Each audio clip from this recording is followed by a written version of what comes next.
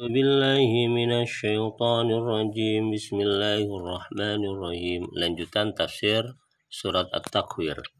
Fala uqsimu bil khunnas. Fala, maka aku bersumpah bil khunnas, dengan bintang-bintang. Di sini Allah bisa bermakna tidak. Ini tafsir pertama. Terjemahannya, maka saya tidak bersumpah atas nama bintang-bintang. Ya, bisa diterjemahkan maka aku tidak bersumpah atau maka aku bersumpah. Kalau aku bersumpah berarti lanya itu la zaidah, la tambahan yang tidak memiliki makna apa-apa. Bersumpah atas nama bintang-bintang al-jawaril kunnas, yang beredar, al-kunnas, dan bersembunyi. Ini berkaitan dengan planet-planet yang dulu oleh orang Arab bisa terlihat pada waktu malam hari. Ada 5 planet ya, salah satunya itu Saturnus, Venus, Mars, itu ya. Jadi Allah bersumpah atas nama 5 planet itu ya. Kalau sekarang sudah bukan 5 planet lagi, sudah banyak. Wal-laili idza as'as, dan bersumpah, aku bersumpah kata Allah, wal-laili, demi malam, idza as'as, apabila meninggalkan gelapnya, jam 12 ke belakang.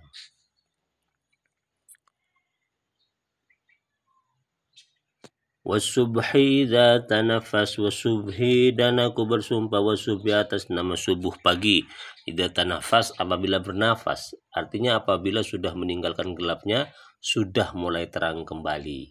Jadi malam itu dianggap sebagai sebuah hal yang suntuk ya. Kemudian siang itu seperti orang yang lega karena sudah bisa bernafas. Innahu laqawlu rasulin karim. Allah bersumpah atas nama bintang-bintang, atas nama subuh, atas nama malam ketika gelap gulita. Untuk apa? Untuk menegaskan innahu laqawlu rasulin karim. Sesungguhnya Al-Quran laqawlu rasulin karim, la, benar-benar perkataan utusan yang mulia. Siapa utusan yang mulia itu? Adalah malaikat Jibril.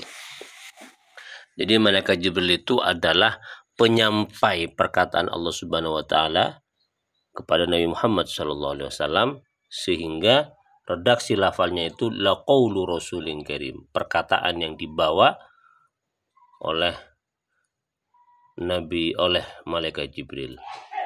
Siapakah malaikat Jibril itu? Dzi quwwatin, pemilik kekuatan. Inda dzil arsy makin, di sisi pemilik arsy, yaitu di sisi Allah Subhanahu wa taala. Malaikat Jibril punya kekuatan khusus yang tidak dimiliki oleh malaikat-malaikat lain.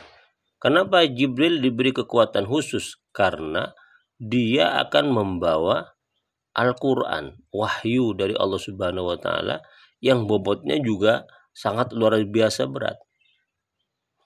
Sehingga dalam ayat yang lain Allah berfirman, walau anzalna hadzal qur'ana ala jabalin la ra'aitahu khashi'an mutasaddian min khasyatillah. Andai kata saya turunkan Al-Quran itu kepada gunung, maka kamu akan melihat gunung itu akan sujud ya, akan roboh, mutasaddian, terbelah-belah karena takut kepada Allah Subhanahu wa taala. Ini menunjukkan betapa dahsyatnya Al-Quran. Kalau orang makhluk Allah, malaikat, tidak punya kekuatan khusus untuk membawa wahyu itu, maka dia juga akan mutasaddian, tercerai-berai, terbelah-belah, karena nggak kuat untuk memanggul wahyu yang luar biasa berat tersebut.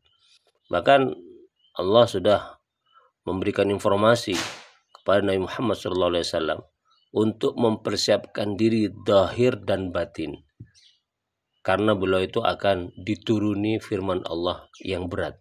Inna sanulqi alaika qawlan saqila. Muhammad, kami akan turunkan kepada kamu qawlan saqila, perkataan yang berat. Jadi wajar kalau malaikat Jibril itu diberi kekuatan khusus, special force, special power oleh Allah Subhanahu wa taala, karena Jibril memiliki tugas khusus yang sangat berat. Muta'in sama amin. Ditaati sama di sana amin lagi terpercaya. Siapa yang ditaati? Malaikat Jibril. Oleh siapa? Oleh al-malaikah fis sama. Semua malaikat di langit itu taat kepada malaikat Jibril.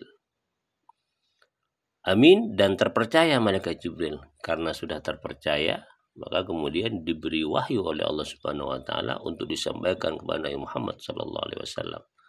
Diberi amanah karena orangnya terpercaya, karena makhluk terpercaya.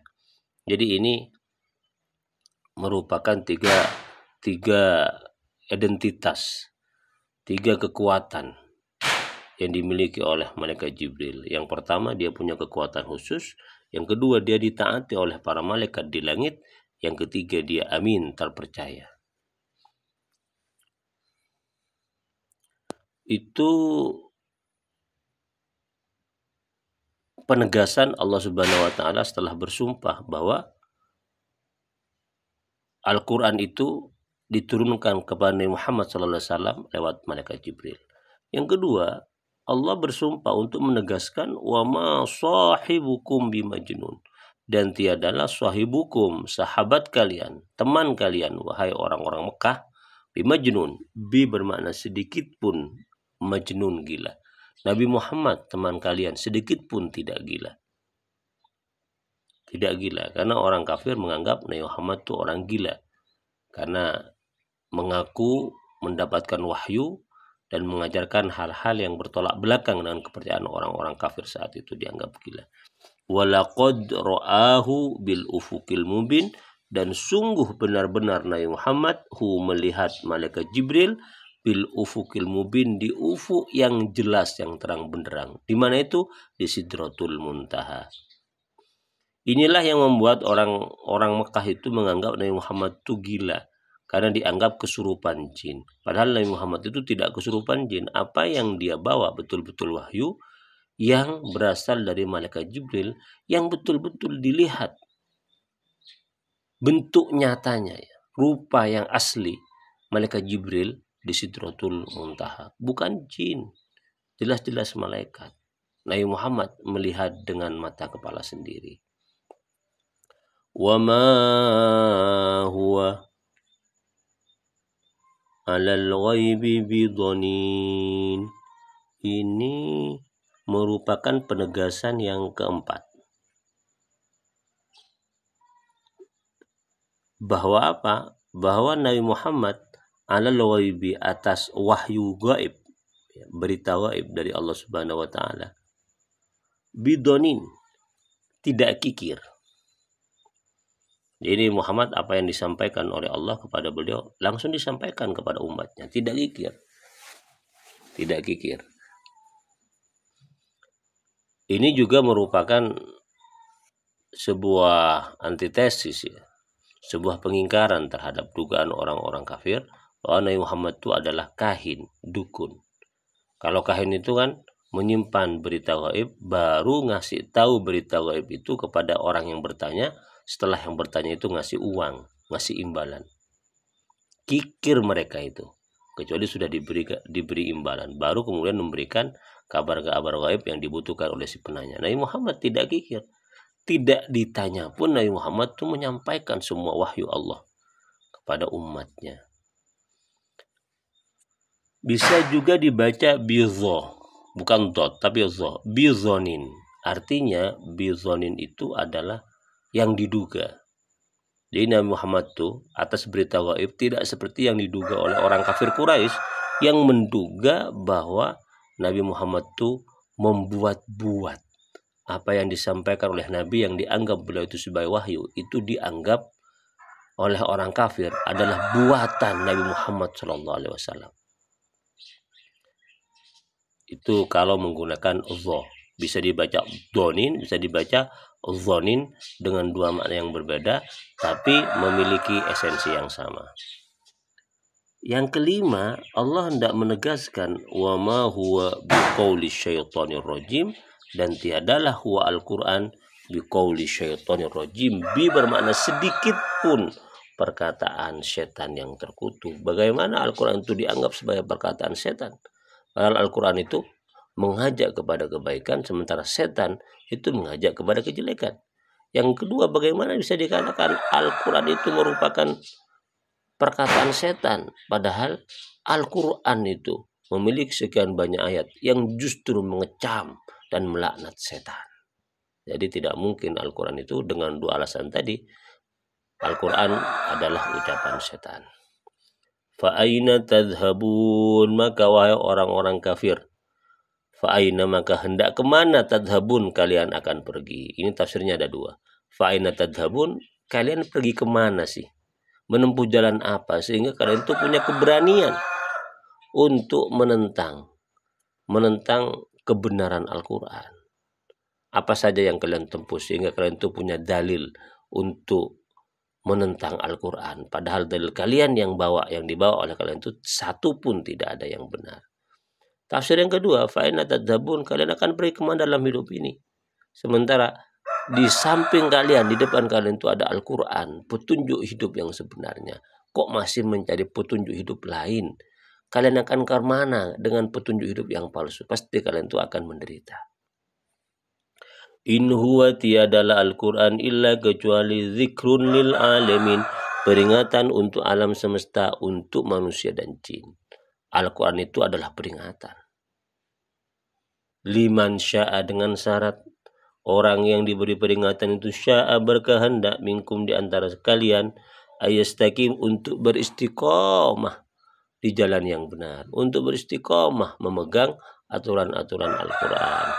Jadi Al-Quran itu peringatan untuk manusia dan jin. Tetapi orang yang bisa mengambil peringatan dari Al-Quran itu sya'a, orang yang berkehendak, yang punya keinginan untuk berpegang teguh kepada ayat-ayat Al-Quran. Wa ma tasha'una illa ayyasha Allahu Rabbul Alamin.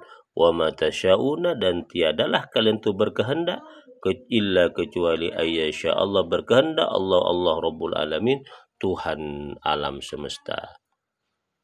Nah, ini pelajaran tauhid tingkat tinggi, bahwasanya manusia yang bisa mengambil pelajaran dari Al-Quran adalah manusia yang punya kehendak untuk istiqomah di jalan yang benar. Tetapi ingat, tidak ada orang yang bisa berkehendak di jalan kebenaran kecuali terlebih dahulu Allah sudah berkehendak agar orang itu menempuh jalan yang benar.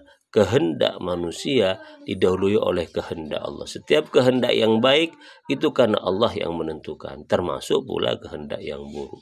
Jadi setiap kehendak yang muncul di pikiran orang itu murni, penuh, merupakan kehendak dari Allah Subhanahu wa Ta'ala. Karena itulah, bagi teman-teman, bagi siapapun yang punya kehendak bagus, syukuri, karena itu anugerah terbesar dari Allah Subhanahu wa Ta'ala. Demikian, semua bermanfaat. Wallahu a'lam bishawab.